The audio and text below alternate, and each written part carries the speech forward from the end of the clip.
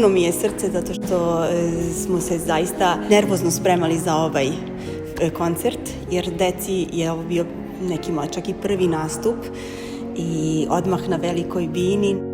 Imali smo čast sinoć da otvorimo festival mladih pijanista, pijanissimo. Na otvaranju su nastupali najmlađi pijanisti iz Subotice. Nismo znali kako će se deca ponašati, da li će se uplašiti, neće.